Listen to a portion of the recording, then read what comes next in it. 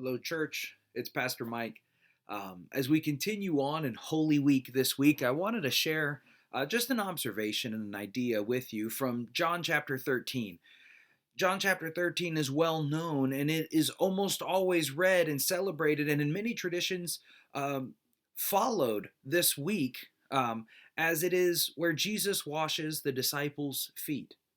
He washes their feet, and scripture's clear, the beginning of chapter 13 in John's gospel, that Jesus knew what was coming. He knew that he was going to be killed. He knew what was on the horizon, but he took this moment on the last night that he was on earth to wash the disciples' feet, to make sure that he showed them what servant leadership looked like and what care looked like.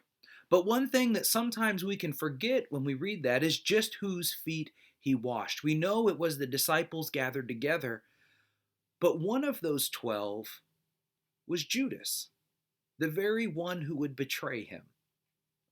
We know that Jesus already knew what was going to happen with Judas because in John's gospel, immediately after he's done washing the disciples' feet, he turns to this next train of thought that one of you is going to betray me.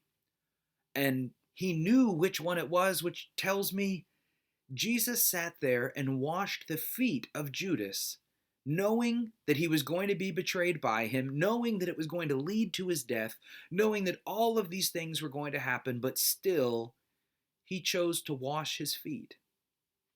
It makes me think when I read that and when I think about it, would I be willing to wash the feet of somebody I knew was actively betraying me at that moment?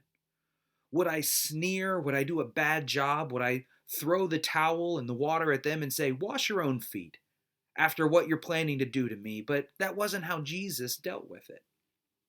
He, in this moment, showed what sacrificial love truly means. That sacrificial love means loving people even when it costs us something, even when it's hard. It might be easy to show that kind of um, self giving love to the people who love us back in that same way. But Jesus went further to love and to give and to sacrifice even for the people who didn't reciprocate, who were working against him.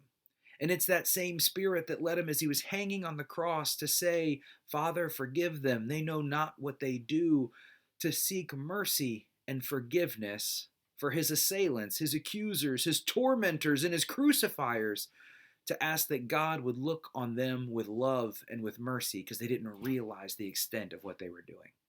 So today and this week, let God's love, let God's humility, let God's service and sacrifice inspire you to live similar lives, lives that are called to the highness and the grandeur of his love for you. May God bless you today.